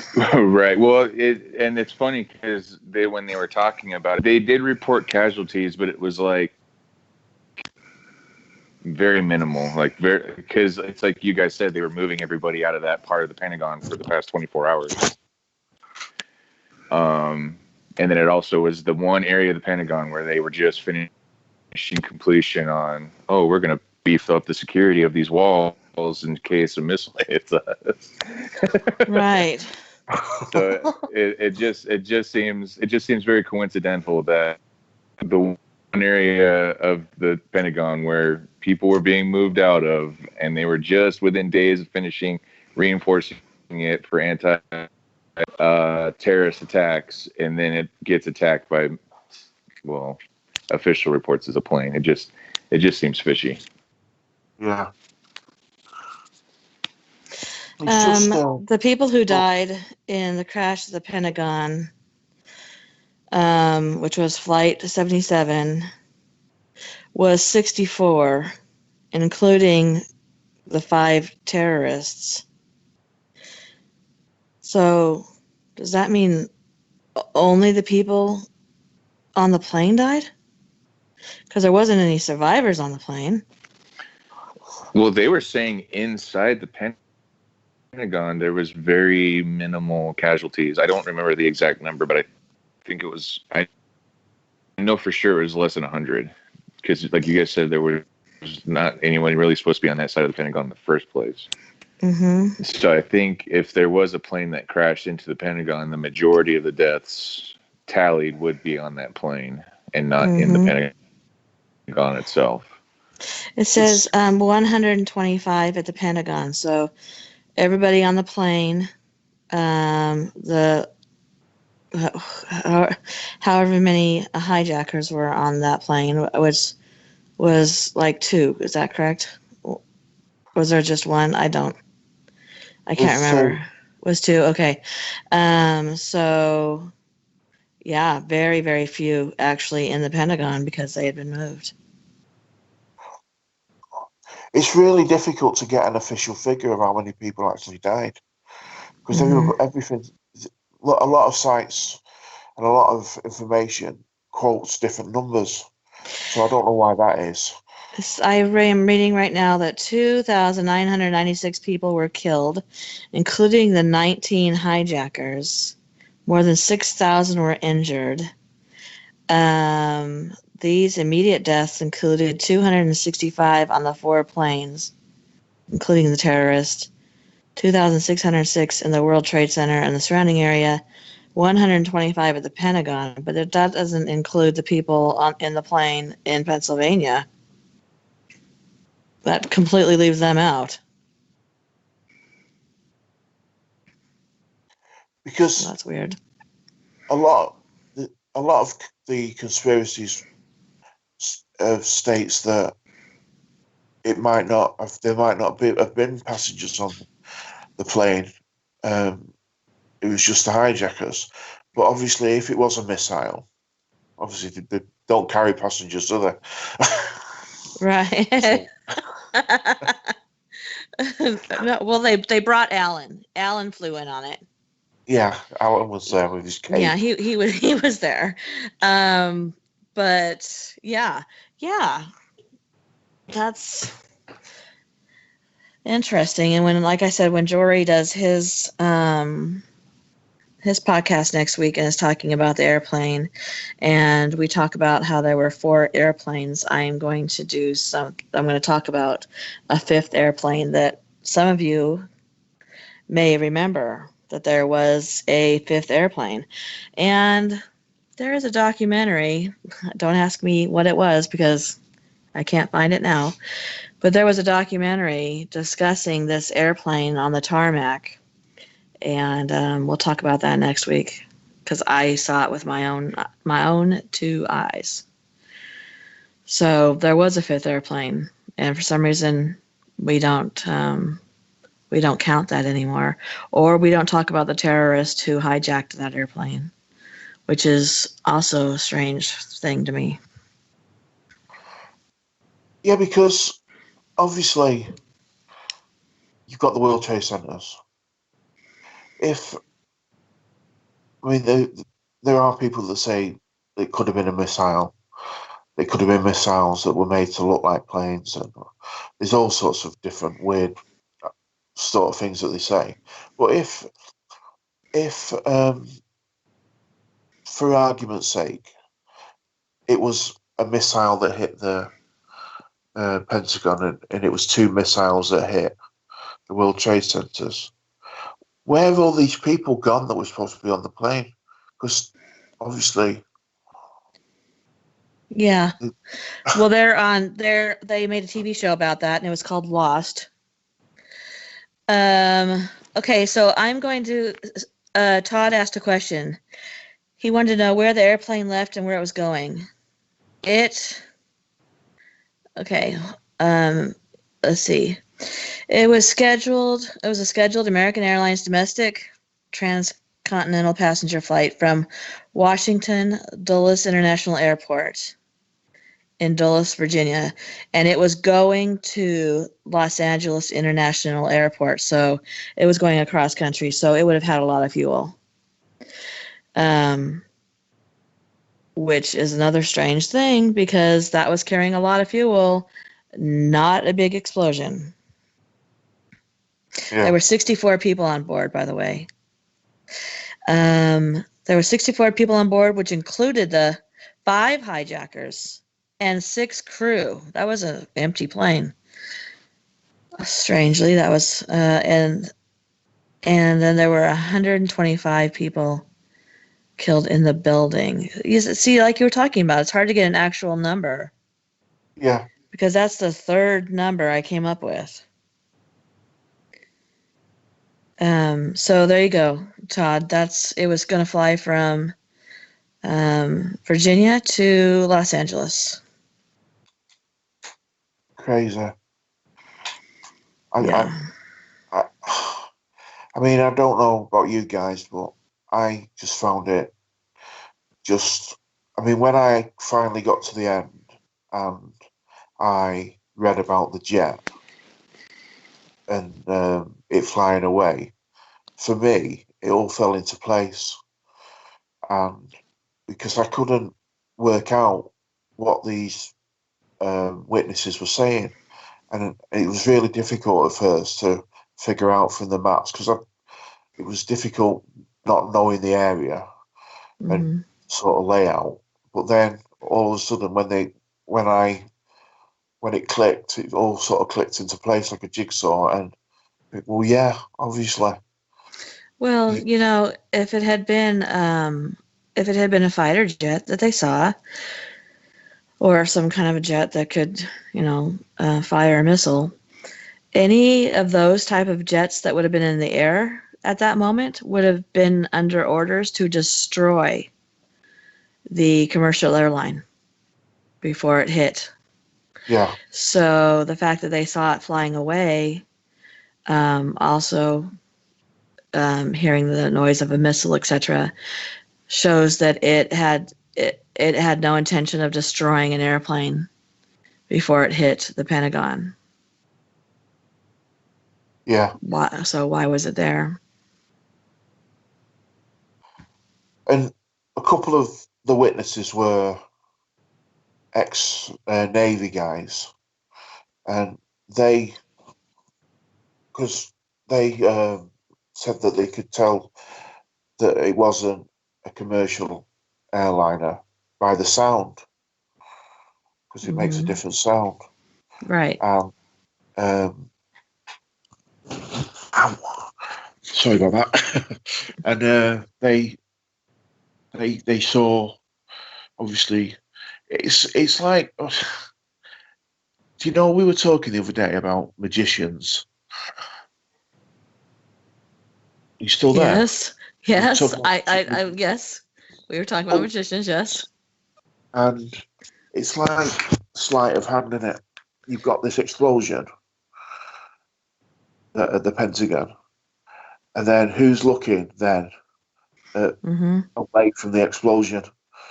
Would people generally see this plane flying away? You wouldn't. Would you register the two incidents? You know, am I making? I'm not making sense. Or Well, like a magician trying to Sleight of distract hand. you from the hand he's doing, the sleight of Yeah. hand, the hand that's really doing the trick by saying, "Look over here at the bunny." Yeah. Yeah. Because everybody be looking at this explosion. You know, I live by an Air Force base, right by an Air Force base. I could tell you the difference between a commercial airline and an Air Force jet in a heartbeat. Yeah. So I trust the people that said that it wasn't the same because they don't sound the same. I mean, it's like what you said, Tracy, before. These people haven't got anything to gain by lying. Right. They haven't got anything to gain. They've got a lot to lose. Mm-hmm. You could call them stupid or weird or nutters or insensitive or whatever else they want to be called. Mm-hmm. What to call them, but they haven't got anything to gain. I Right. mean, it's a documentary on YouTube. It's not exactly, Dancing with the Stars, is it? Right, exactly. Yeah, and even the 2,500 plus scientists, engineers that signed those documents saying that they didn't believe that that's how the Twin Towers fell, the official story. They were really putting their careers on the line. They didn't have anything to gain. And neither does any military um, members or police officers who would just speak out and say that's not what we saw. They have, like you said, they have a lot to lose. They have everything to lose. Well, the two police officers from the Pentagon that went on record, they were told they weren't allowed to speak about it anymore, or they would lose their jobs. Mm-hmm. Which, that's silence is deafening there. Mm-hmm. It speaks volumes, doesn't it? Really. I mean, if there's nothing to hide, we'll let them go on record, because you're not going to put your Right. pension at risk, are you? And your job and your livelihood at risk. I Right. know it's probably not maybe the most moral thing to do, but you've got to think of your family if they've got families and everything like that. They can't afford to go on record. They're just going to toe the line, aren't they? And just Mm-hmm. try and forget about it. Mm-hmm. Yeah, that's right. So what are your thoughts, Jory? I'm going to save a lot of what I have to say about it for the fifth podcast, but I will say that of all of the information involved with 9/11 altogether, the Pentagon is probably, to me, it's definitely one of the scenarios where it's really hard to believe a plane hit the Pentagon, especially when you see the footage that Jeremy was talking about earlier, where you don't really see a plane in that gas station footage. And then to see them, there's to not see a plane at the impact site, for it to disintegrate so bad, to me is another sign of like, okay, well, there should be something here. We should have wings. Why is there a different engine from a different plane here? Mm-hmm. It definitely leans more to the side of what actually hit the Pentagon and why. Mm-hmm. Especially the Pentagon. That's a very important building in the federal government. It houses our defense department, our CIA. So it's like, what's going on here? Why that?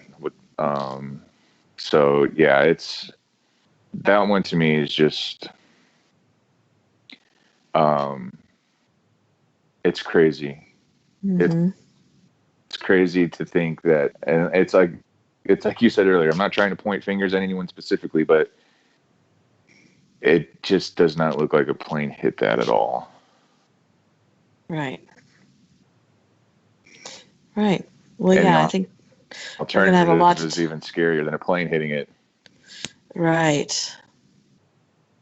Well, I think we're going to have a lot to talk about when we do the roundtable, and which, Rob, do you have anything left that you need to wrap up at the end of No, this, that's or? everything now. I just hope everybody enjoyed listening to me drone on, Yeah, I and really did.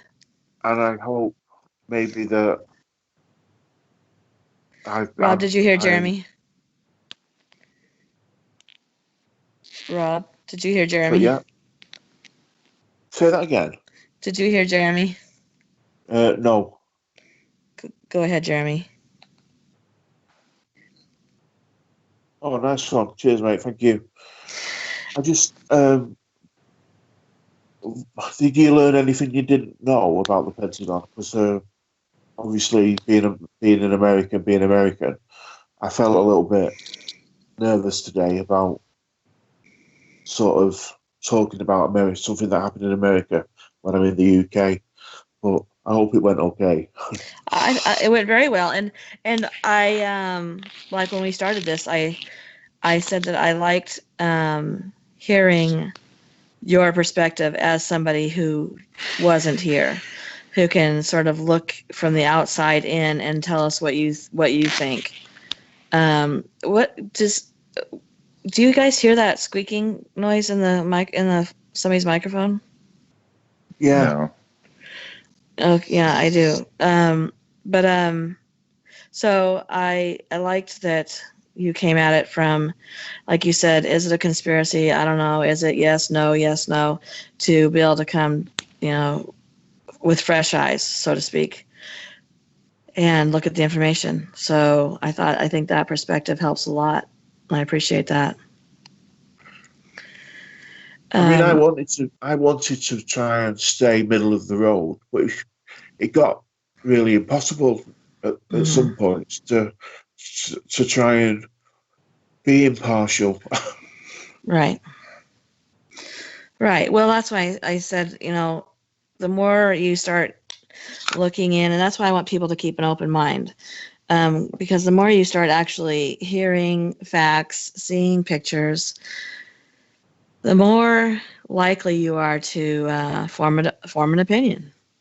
So, that's okay. That's why we learn things, so we can form opinions. It's been really interesting. I've really enjoyed the 3 podcasts we've done so far, and I really enjoyed learning new things.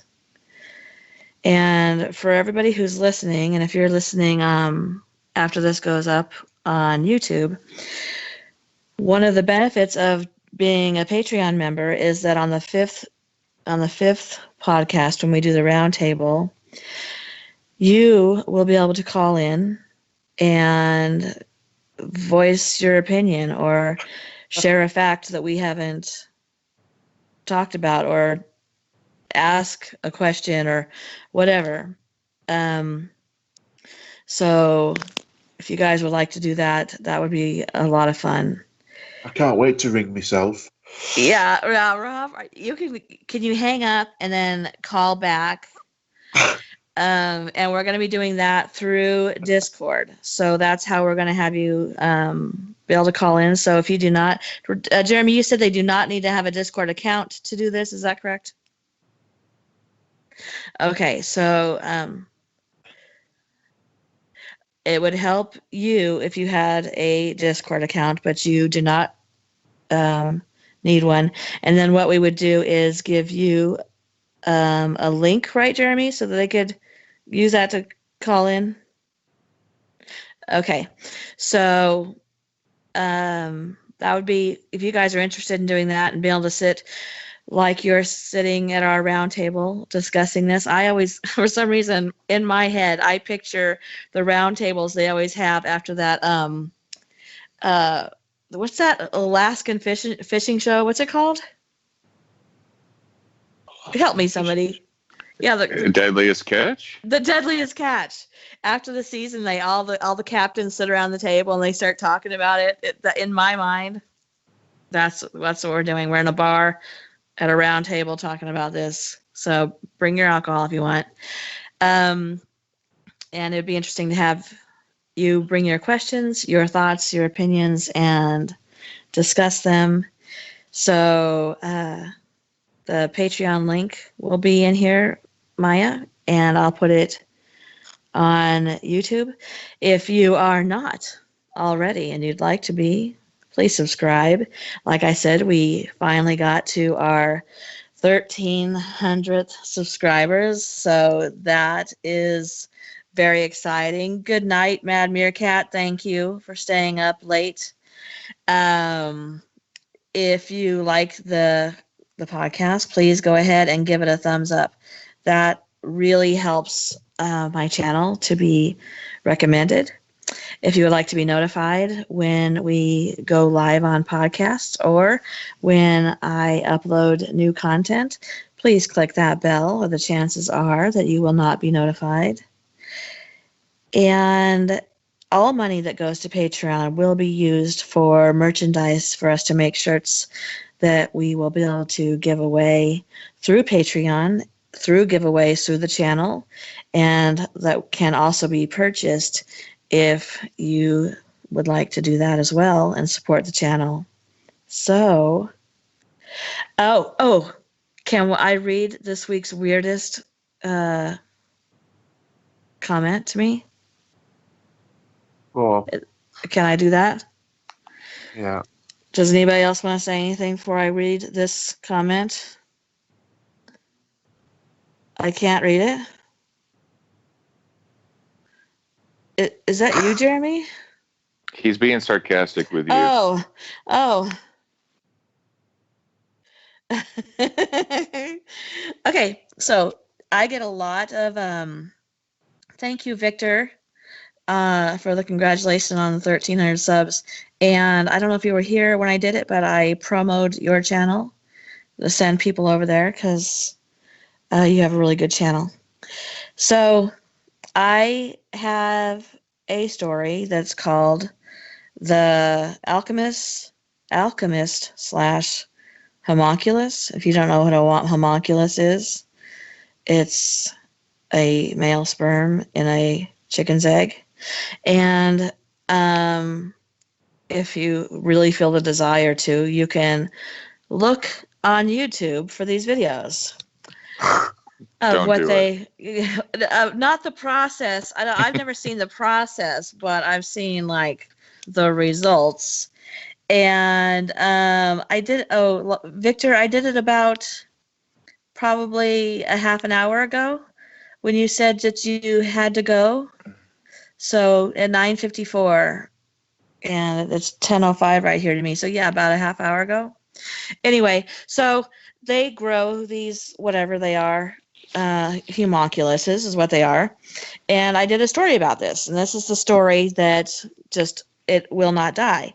I posted it over a year ago. It's got 6,500 views on it, and every once in a while I get comments on it. Usually people tell me they don't believe the story is true, which, for the record, it is a creepypasta. It is a work of fiction. But I do love it that apparently it comes across like it could be true.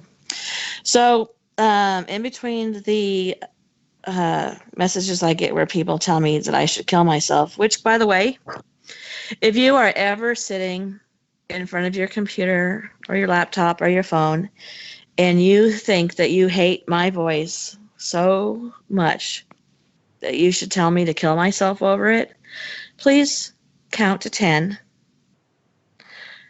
and reconsider, because it's just not necessary. Or tell me that I should kill myself because of my voice. My voice is not something I can change. So if you really dislike it that much, you can, there's an X at the top of your screen and you can use it. Anyway, sorry. I'm just saying an option is available. You do not have to go through the torture of hearing my voice. Yeah, you can take the exit light You can That's take the right. exit ramp. Can take the exit ramp. And Victor says, I love your voice. It's your trademark. Thank you. I appreciate that.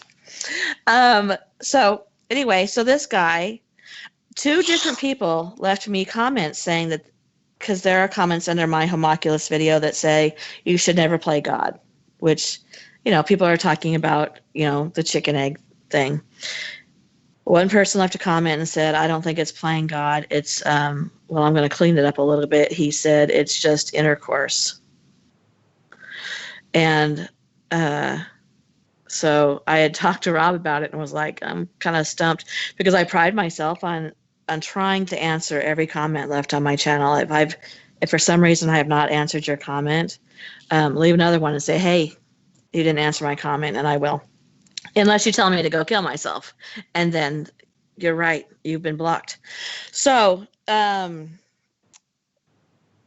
guy wrote the comment, and this is what he said.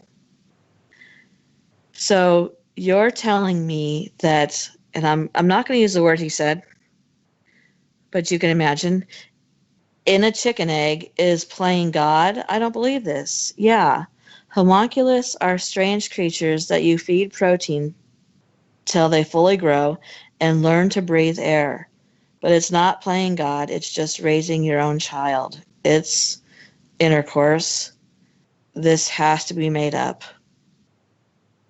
So I'm going to say that ranks as the strangest comment I've ever got. But you never know. It's still early. Do you guys agree? Is that a strange comment? Very. Well, as you recall, I replied to that gentleman yesterday. Yes. Well, he replied to you too. I don't know if you noticed. No, I didn't know that. He replied to you too. So I replied to him and asked him if he happens to spend a lot of time with chickens. Because I feel like he's defending it quite a bit. I don't. Every time you bring up the subject, it's a little weird. That's just how my brain works. But there's a movie that's called The Devil's Rejects. And there's just this small little scene where there's this redneck hillbilly gets mad because he's called a chicken effer. Mm-hmm. And every time this guy is brought up in a conversation, I just think of that fat white hillbilly screaming about being called a chicken partaker of activities in his high-pitched, squealy Southern voice. So he took offense to it. Yeah, he was. Well, he was caught when he was called out for it. He took offense to being called out for it. Like, don't judge me. Only God can judge me. Here's what I've decided. Every podcast is going to go some strange direction at some point. I can't help it. It's my allure. Okay. So, next Friday, will be Jory's podcast, and it is going to cover. Go ahead, Jory. Tell us what you're going to cover. We'll be discussing the plane that went down in Philadelphia. The one that in the news was said Pennsylvania. I'm sorry, Pennsylvania. Close enough. In Pennsylvania, where the news claimed that was the plane that was brought down by the citizens of the plane, Right. taking it over from the hijackers. Right. Okay, so we're going to talk about that. Mm-hmm. And Mad Meerkat says it's better than necrophilia. I wish we had a bell that we could ring every time we say the word necrophilia. I wish I could make a shirt that said that, but we might get arrested. No, that should be an Exit Light Channel shirt. Necrophilia is still worse than homunculus or whatever. No. Loving a chicken is worse than necrophilia. There you go. Chicken love Oh no, equals necrophilia. necrophilia is worse than chicken love. Yeah, There you go. there you Once the chicken's dead. go. Oh no. Oh. Oh, I'm gonna have nightmares. Is that called necroality? It's called Necra. Dinner is served. I wonder what was Oh, Mom. Oh, boy.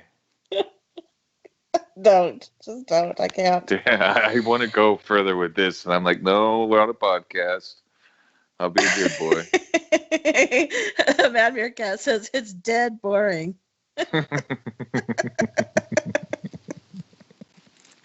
Oh my God, you guys. Oh, okay.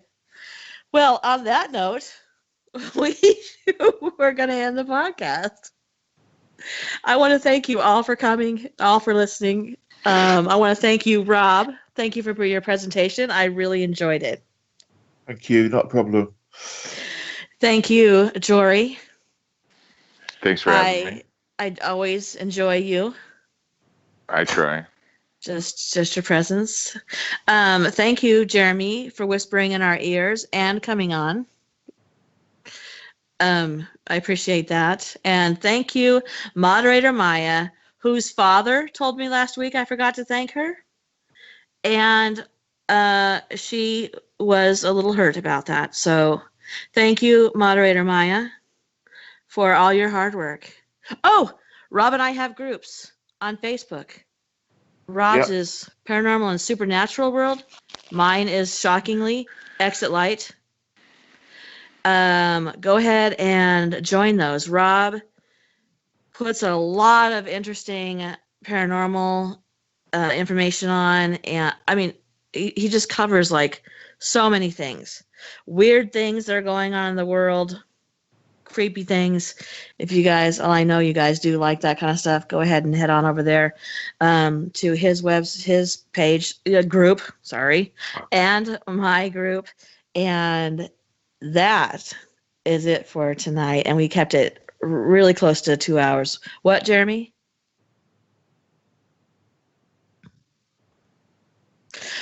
No, you mean the new one? No, but I do have an announcement coming up in a couple of weeks that I will promote on here probably, and so Mad Meerkat knows what it is because I accidentally let it go live, but he's sworn to secrecy, so I will let you guys know that there is a new project coming up for me. All right. And with that, I suppose that it is the end of our podcast. Really close to 2 hours, Jory. Yep, just in time for bed. Okay. All right. All right, everybody. Good night. Good night.